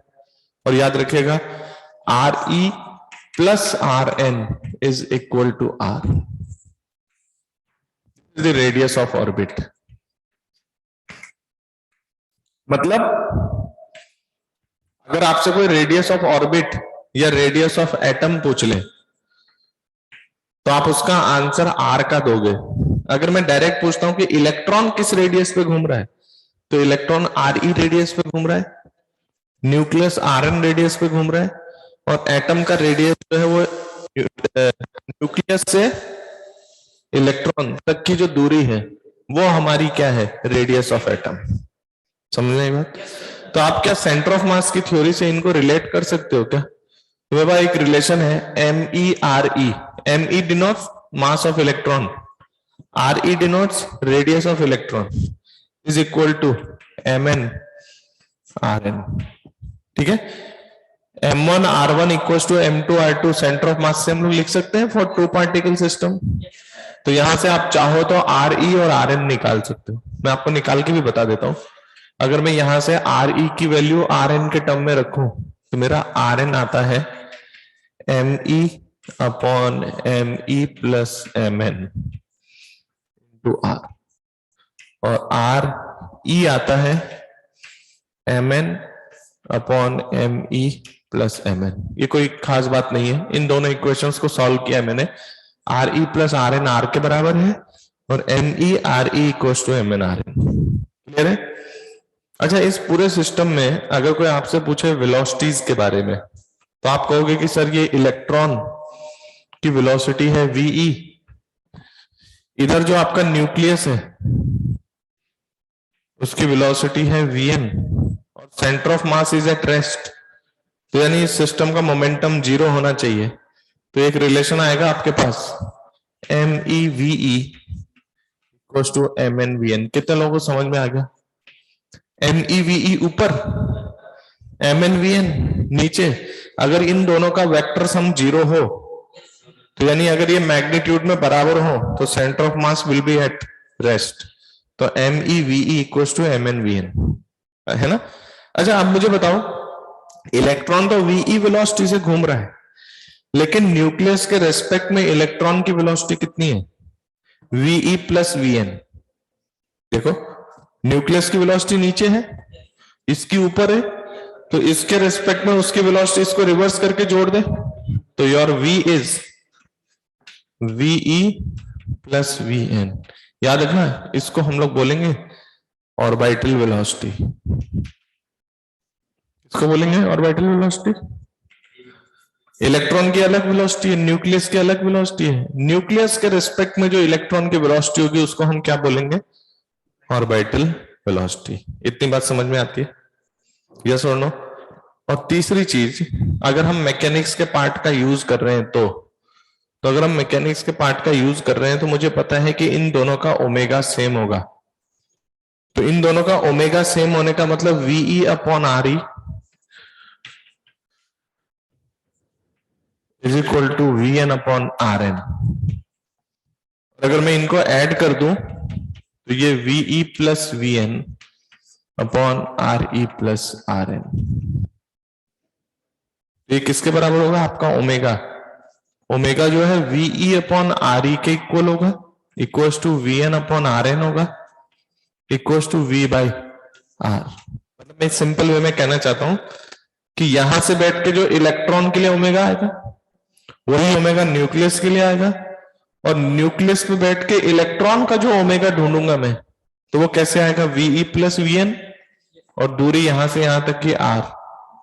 तो इलेक्ट्रॉन के लिए VE अपॉन RE, न्यूक्लियस के लिए VN अपॉन RN, और न्यूक्लियस के रिस्पेक्ट में इलेक्ट्रॉन के लिए VE plus VN upon RE plus RN। तो V बाई आर। मुझे बताइए ये सेंटर ऑफ मास के कुछ रिलेशंस मैंने बनाए हैं, क्या ये बात समझ में आया? तो हमारा जो सेंटर ऑफ मास है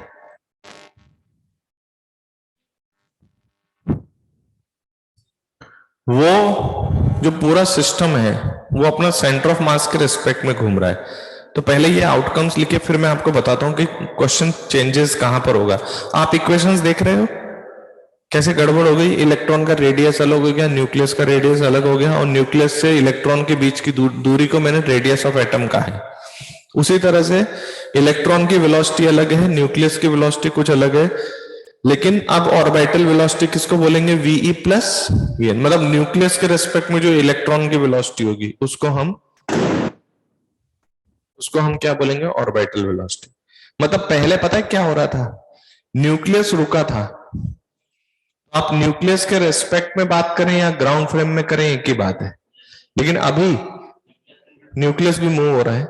तो रेडियस का मतलब न्यूक्लियस से इलेक्ट्रॉन के बीच की दूरी होती है, और अगर हम ऑर्बिटल वेलोसिटी की बात करें तो न्यूक्लियस के रेस्पेक्ट में इलेक्ट्रॉन किस वेलोसिटी से घूम रहा है वो उसकी ऑर्बिटल वेलोसिटी कहलाती है। तो अब मैं आपको बताऊंगा कि ये V, ये R पहले आपने कैसे निकाले थे पता है? Your R was R naught N square by Z, और ये V आया था V naught Z by N. अब मैं आपको बताता हूं कि ये चीज अब कैसे निकलेगी, कि क्योंकि सारी चीजें तो सेम ही है, और ये जो आपका न्यूक्लियस है इस पे चार्ज कितना लिया गया था पहले भी? जेड ई प्लस जेड ई, क्योंकि इसमें जेड नंबर ऑफ प्रोटॉन्स है, तो इस पे प्लस जेड ई चार्ज है, इस पर माइनस ई चार्ज है। तो बाकी सारी चीजें सेम है, बस ये कुछ चेंजेस आए हैं। तो एक बार इसको नोट कर लो, फिर मैं आपको बताता हूं कि फाइनल आंसर कैसे निकालना है।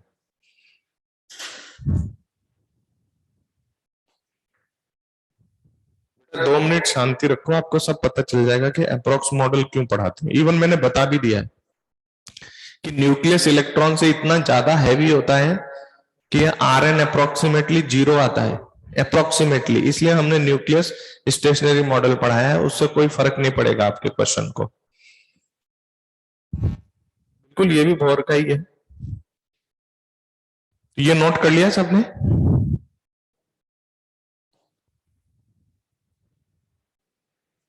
अभी मैं एक फॉर्मूला लिखूंगा, आप डायरेक्ट उसको यूज कर सकते हैं, बट आपको पता होना चाहिए कि चेंजेस कहां पर हो रहे हैं।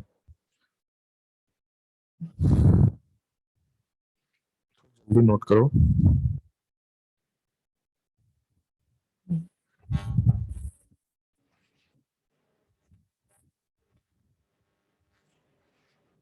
डायरेक्ट मैं फॉर्मूला बताऊंगा, वो फॉर्मूला भी आप ध्यान रख सकते हैं, कोई खास बात नहीं है उसमें।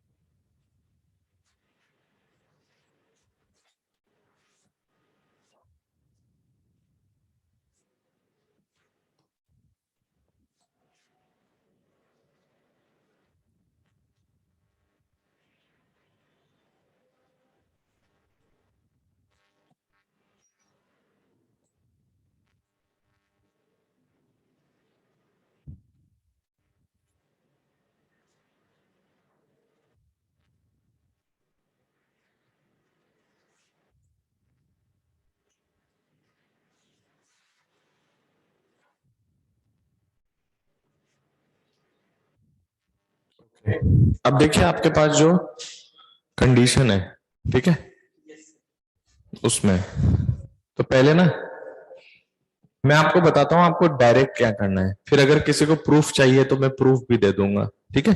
पर पहले आपको ये देखना है कि आपको करना क्या है क्वेश्चन में। जैसे ऑर्बिटल वेलोसिटी निकालनी है तो ये V, रेडियस निकालना है तो ये R, एनर्जी ऑफ एटम निकालना है तो कैसे निकलेगा, ये सारी चीजें, ठीक है। तो सबसे पहले मैं आपको आउटपुट बताता हूं, आउटपुट क्या है।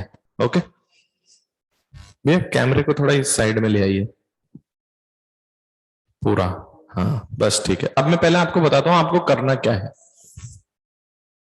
आपको ये करना है कि आपके जो ऑर्डिनरी फॉर्मूले में जहां जहां भी मास ऑफ इलेक्ट्रॉन है, you have to replace the reduced mass of the system in the place of mass of electron. पहले मैं आउटपुट बता रहा हूं आपको कि आउटपुट क्या है, कि आपको क्या यूज करना है, म्यू। म्यू क्या होता है इस सिस्टम के लिए? mn me upon mn plus me, ये रिड्यूस्ड मास है। इसको आपको क्या करना है? रिप्लेस करना है इन the place of mass of electron. क्यों करना है अभी बताता हूं मैं, ये प्रूव करके बताऊंगा कि जहां जहां मास ऑफ इलेक्ट्रॉन था आपका, वहां वहां म्यू आ गया है। तो पहले आप ये समझो कि क्वेश्चन सॉल्व कैसे होगा। तो रेडियस ऑफ ऑर्बिट,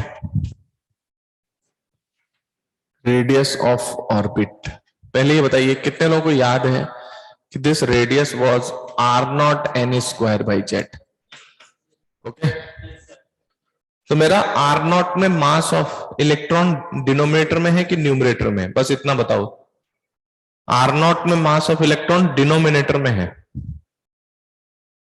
अगर आप यहां से नहीं देखना चाहते तो मैं एक स्टेप पीछे चला जाता हूं। कितने लोगों को ध्यान है कि ऑर्बिटल वेलोसिटी जो आपकी होती थी उसमें मास ऑफ इलेक्ट्रॉन नहीं था? तो उसमें मास ऑफ इलेक्ट्रॉन नहीं था, तो इसका फाइनल आंसर अभी भी यही रहेगा। And this answer would be v equals to 2.18 into 10⁻6 z upon n। यही होता है क्या? अब बताइए, अगर ऑर्बिटल वेलोसिटी में वेलोसिटी इसमें मास नहीं है तो रेडियस में क्या करोगे? रेडियस ऑफ ऑर्बिट, एक मिनट, रेडियस में क्या होता है? r0 n² z। अब मुझे पता है mvr equal to nh upon 2 pi, क्योंकि v में मास नहीं है तो m vr equal to nh upon 2 pi. तो अगर v में मास नहीं है तो यही वाला मास नीचे जाएगा। तो मेरा मास ऑफ इलेक्ट्रॉन डिनोमिनेटर में है, पता है मैं क्या करूंगा? इसको हटा दूंगा मास ऑफ इलेक्ट्रॉन से मल्टीप्लाई करके। r0 के डिनोमिनेटर में मास ऑफ इलेक्ट्रॉन है, मल्टीप्लाई होके हट गया और divided by mu. This is the radius of orbit. This is what? Radius of orbit. देख लो, आप बहुत सिंपल चेंज कर दिया मैंने, मास ऑफ इलेक्ट्रॉन को हटा के म्यू रख दिया उसकी जगह। तो मास ऑफ इलेक्ट्रॉन r0 के डिनोमिनेटर में है, तो डिनोमिनेटर में से मास ऑफ इलेक्ट्रॉन हटाने के लिए मास ऑफ इलेक्ट्रॉन से मल्टीप्लाई कर दिया, और मास ऑफ इलेक्ट्रॉन डिनोमिनेटर में उसकी जगह म्यू रख दिया। तो ये आपका रेडियस ऑफ ऑर्बिट का एक्सप्रेशन है। How much? 0.529 me upon mu into n²/z angstrom. Okay, अच्छा, कितने लोगों को ये बात ध्यान है कि जो आपका रिडबर्ग कांस्टेंट था उसमें आपका जो मास ऑफ इलेक्ट्रॉन है वो न्यूमरेटर में है ना? तो रिडबर्ग कांस्टेंट जो पुराना था ना, उसमें न्यू रिडबर्ग कांस्टेंट कैसे बनाऊंगा मैं? तो मास ऑफ इलेक्ट्रॉन हटाने के लिए मैं me से डिवाइड करूंगा और म्यू से मल्टीप्लाई कर दूंगा। This is my what? New Rydberg constant. तो अगर मैं इस केस में एनर्जी का एक्सप्रेशन लिखता हूं तो what will be the energy? वो फॉर्मूला होता था minus of r hc² upon n²। तो आपको पता है r के न्यूमरेटर में मास ऑफ इलेक्ट्रॉन है, उसको हटाओ और उसकी जगह म्यू रख दो। ये देखिए, डिनोमिनेटर से मास ऑफ इलेक्ट्रॉन हटा दिया और ये म्यू रख दिया। तो आप देख रहे हैं what is the expression of energy? -13.6 mu by me into z² upon n² electron volt. तो पहले क्या आपको इस क्वेश्चन में ये बात समझ में आ गई कि जहां जहां भी मास ऑफ इलेक्ट्रॉन है वहां म्यू कैसे रिप्लेस होगा? मैंने म्यू रिप्लेस कर दिया। वेलोसिटी में मास ऑफ इलेक्ट्रॉन नहीं है इसलिए यहां कोई म्यू नहीं आया। रेडियस में इलेक्ट्रॉन का मास r0 के अंदर डिनोमिनेटर में है, तो वहां से हटाने के लिए me से मल्टीप्लाई कर दिया और म्यू डिवाइड कर दिया, म्यू चला गया me की जगह। यस और नो? इधर आपका रिडबर्ग कांस्टेंट के अंदर मास ऑफ इलेक्ट्रॉन न्यूमरेटर में है, तो वहां से हटाने के लिए me को नीचे डिवाइड किया है और me की जगह किसको डाल दिया? म्यू। तो एनर्जी का एक्सप्रेशन ये है। तो आप देख रहे हैं कि जो मेरा रेडियस है उसमें एम ई बाई म्यू हो जाता है और एनर्जी में म्यू बाई एम ई हो जाता है। और आपको मैं ये बता देता हूं कि हम इतनी देर से या पूरा चैप्टर हमने न्यूक्लियस स्टेशनरी लेके क्यों पढ़ाया पता है? क्योंकि इधर देखो, ये एम एन एम ई से बहुत भारी है। जरा देखो तो चेक करके, अगर एम एन एम ई से बहुत भारी हो तो ये लगभग एम एन के बराबर होगा, और ये एम एन से एम एन कट जाएगा, म्यू कितना आएगा? M E. और म्यू एम ई के बराबर होगा तो ये कट जाएगा, यहां भी कट जाएगा। तो हम अभी तक आपको न्यूक्लियस स्टेशनरी क्यों पढ़ा रहे थे? क्योंकि न्यूक्लियस इतना ज्यादा हैवी है कि हम उसको ऑलमोस्ट कहां मान सकते हैं? रेस्ट पे। और देखो, आप ऑलमोस्ट रेस्ट पे मानने पे ये इक्वेशन आपकी पिछली थ्योरी से रिलेट कर जाते हैं। लेकिन एक्चुअल थ्योरी में क्या होता है? एक्चुअल थ्योरी में न्यूक्लियस जो है वो भी रोटेट करता है और इलेक्ट्रॉन भी रोटेट करता है, और दोनों किसके अबाउट? Centre of mass. तो ऐसी सिचुएशन में क्या चेंजेस हो गए दिख रहा है आपको? तो आपको यहां से आर मिल गया, आपको यहां से रिडबर्ग कांस्टेंट मिल गया और एनर्जी। ठीक है, नोट करिए।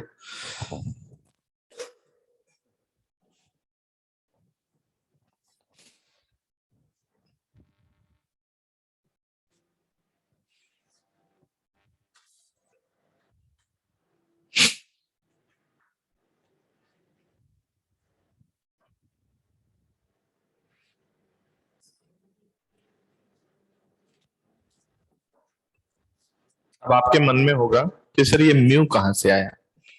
मैं आपको बता दूंगा। एंगुलर मोमेंटम में भी और फोर्स वाले में भी अभी मैं बता देता हूं ये आया कहां से। ठीक है, तो एक्चुअल थ्योरी ये वाली है, बट हमें पता है कि न्यूक्लियस इतना ज्यादा हैवी होता है कि यहां पर म्यू की वैल्यू लगभग एम ई के बराबर ही आती है, और एम ई से एम ई कट जाता है, और वही फॉर्मूला आता है जो आपने पहले पढ़ा था।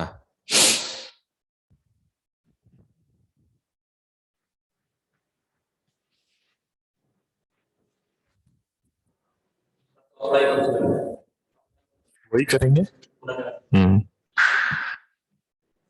आने वाली से करेंगे, लेकिन इसका क्या यूज है थोड़ा समझ तो लें, पहले इसको लिखो फिर मैं बताता हूं इसका यूज क्या है।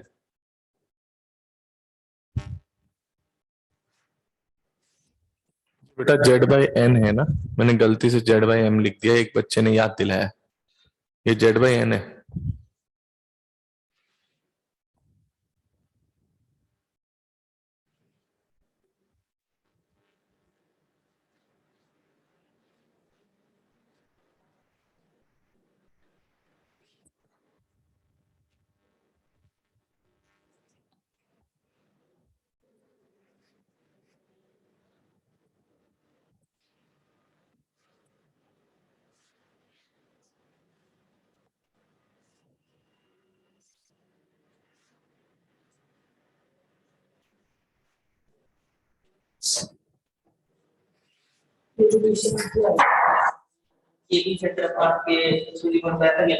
हाँ, पहले इतना नोट कर लो फिर मैं बताता हूँ कब लगाएंगे कब नहीं लगाएंगे।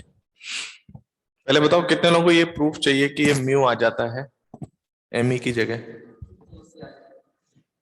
तो हम लोग कैसे करेंगे? फोर्स का एक्सप्रेशन बनाएंगे, एंगुलर मोमेंटम और काइनेटिक एनर्जी का एक्सप्रेशन बनाएंगे, वहां से हमें ये म्यू आता हुआ मिलेगा। अभी हमारे पास 5 मिनट है, तो पहले मैं आपको बता दूं कि आपको ये क्वेश्चन यूज कहाँ करना है। मैं नेक्स्ट क्लास में आप कहोगे तो मैं ये म्यू प्रूव कर दूंगा कि म्यू कैसे आ रहा है। ठीक है, पहले भी हम समझें कि भाई इसका यूटिलिटी कहाँ है। तो पहली बात तो ये कि सपोज क्वेश्चन में आपको मैंने मास ऑफ न्यूक्लियस दे दिया, तो इसका मतलब मैं जो आंसर्स बनाऊंगा उनमें मेरे पास ये टर्म्स सारी दिखाई देनी चाहिए। यस और नो? तो अगर मान लीजिए मैंने आपको मास ऑफ न्यूक्लियस क्वेश्चन में प्रोवाइड किया है, तो फिर आपको एग्जैक्ट वैल्यूज रख रख के दिखाना होगा। तो ऑप्शन में भी हम आपको जैसे इस तरीके के ऑप्शंस बना के देंगे, ना कि पुराने वाली थ्योरी से। अदरवाइज अगर मैं ये कहूं कि as a numerical aspect, numerical मतलब अगर आप इसकी मैथमेटिकल कैलकुलेशन करते हैं वैल्यू डाल के, तो वो हर बार म्यू एम के बराबर ही आएगा, उसमें कोई चिंता वाली बात नहीं है। हर बार म्यू किसके बराबर आएगा? एमई के बराबर ही आएगा। वो बात अलग है कि थोड़ा बहुत इधर उधर होगा। तो अगर हम न्यूमेरिक डेटा की बात करें तो न्यूमेरिक डेटा में एमएन के होने से इसमें कोई फर्क नहीं पड़ता है। तो इसलिए जब हम आपसे कभी पूछे रेडियस कितना है, वैल्यू बताइए, तो आप उसी थ्योरी से निकाल के बताते हो। लेकिन अगर मैंने आपको मास ऑफ न्यूक्लियस दे दिया और कुछ सिंबल्स में या कुछ कंसेप्चुअल डिस्कशन कर रहा हूं, तो आपको यहां से सोचना है आके। पहली बात समझ में आई? तो न्यूमेरिकली ये जो आंसर देगा वही वो भी आंसर देगा, फर्क नहीं पड़ेगा, क्योंकि म्यू लगभग किसके बराबर है, एमई के इक्वल ही है। इसीलिए क्या है कि कोई फर्क नहीं पड़ेगा। लेकिन एज ए कंसेप्चुअल बैकग्राउंड, मान लीजिए मैं M1 M2 मास लिख के आपसे फॉर्मूला यूज करवा रहा हूं, तो आपको ध्यान रखना है कि वहां क्या करना है, म्यू वाला चलना है, ना कि एमई वाला। पहली बात समझ में आई? तो दूसरी बात क्या है कि इसका यूज कहां पे करेंगे? तो एक तो कंसेप्चुअल एंड पे करेंगे, और अगर सिंबल्स में फॉर्मूला चल रहा है या मास ऑफ न्यूक्लियस दिया है तो हम लोग एग्जैक्ट सॉल्व करेंगे। फिर क्या होता है, कभी कभी इस थ्योरी की जरूरत बहुत ज्यादा कब पड़ेगी, जब हम एक हाइपोथेटिकल एटम बना देंगे। क्या बनाएंगे? अब मैं बोलूंगा एक हाइपोथेटिकल एटम है, उसमें इलेक्ट्रॉन की जगह ना कोई और पार्टिकल घूम रहा है, तो मैं सारी चीजें सेम रखवाऊंगा आपसे पूरी कैलकुलेशन में कि भाई उसका चार्ज इलेक्ट्रॉन के बराबर ही है। बस पता है फर्क कहां पे डाल दूंगा। मान लीजिए हाइड्रोजन है, हाइड्रोजन का न्यूक्लियस का अगर हम मास देखें, मतलब न्यूक्लियस मतलब प्रोटॉन का मास देखें, तो वो 1836 times of mass of electron है। ठीक है? लेकिन अगर मैं कहूं कि इलेक्ट्रॉन का मास चेंज करके वहां पर कोई हाइपोथेटिकल पार्टिकल घुमा दो और उसका मास इलेक्ट्रॉन का 400 टाइम्स है, तो क्या आपको लगता है कि अब जो न्यूक्लियस है और जो पार्टिकल घूम रहा है उन दोनों के मास कंपेरेबल हैं क्या? है?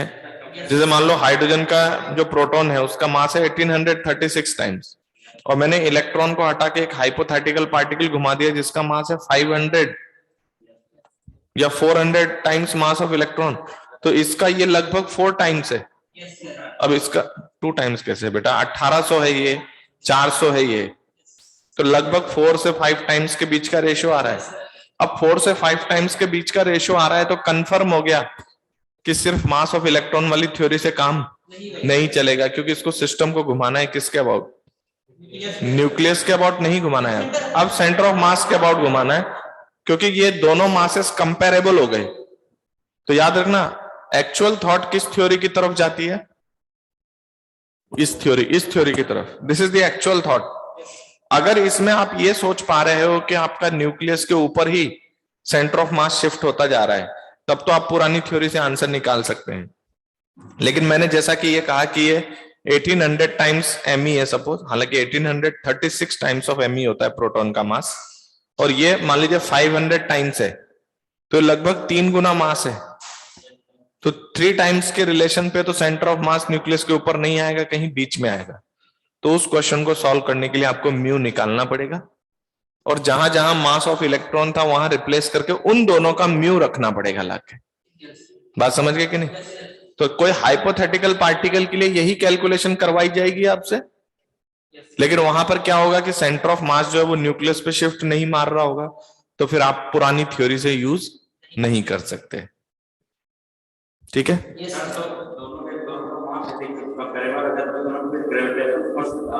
नहीं, ग्रेविटेशनल फोर्स जो है वो इलेक्ट्रोस्टैटिक्स के रिस्पेक्ट में बहुत नेग्लिजिबल होता है, लेकिन मास कंपेरेबल किया है हमने। हमने ये नहीं कहा कि वो ग्रेविटेशनल फोर्स बहुत ज्यादा हो गया, मासेस लार्ज नहीं है, कंपेरेबल है, तो बहुत ज्यादा फर्क नहीं पड़ा है। क्या? नॉन इम्पल्सिव का कोई मतलब नहीं है, इम्पल्सिव नॉन इम्पल्सिव से यहाँ कोई मतलब नहीं है। मैं जो कह रहा हूं वो आप समझ पाए क्या? कि अगर दोनों घूमने वाले का मास कंपेरेबल है तो फिर आप न्यूक्लियस को रेस्ट पे नहीं रख सकते। तो आपको किस थ्योरी से चलना पड़ेगा? आपको इस तरह से चलना पड़ेगा कि सिस्टम को सेंटर ऑफ मास के रेस्पेक्ट में घुमाना है। तो ये जो फॉर्मूले देख रहे हैं इसमें हम मास ऑफ इलेक्ट्रॉन को हटा के म्यू रखेंगे। ठीक है? बाकी नेक्स्ट क्लास में बात करते हैं, होमवर्क भी नेक्स्ट क्लास में ही देंगे। ओके?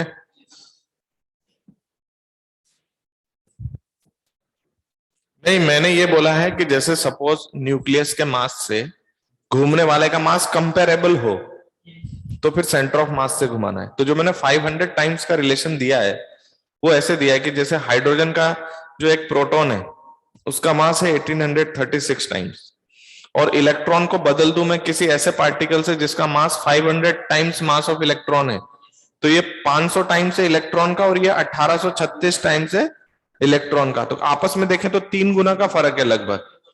तो फिर आप सिस्टम को न्यूक्लियस के अबाउट नहीं घुमा सकते, आपको किसके अबाउट घुमाना है, सेंटर ऑफ मास। ठीक है, तो नेक्स्ट क्लास में शुरू के 10 मिनट में ये चैप्टर आपका फिनिश हो जाएगा। Then we will start exercise. Exercise भी उसी दिन खत्म हो जाएगा। ठीक है, एक्सरे और न्यूक्लियर फिजिक्स हमारा बचा हुआ है, लगभग 4 से 5 लेक्चर में पूरा कंप्लीट हो जाएगा आपका। Okay, thank you for today.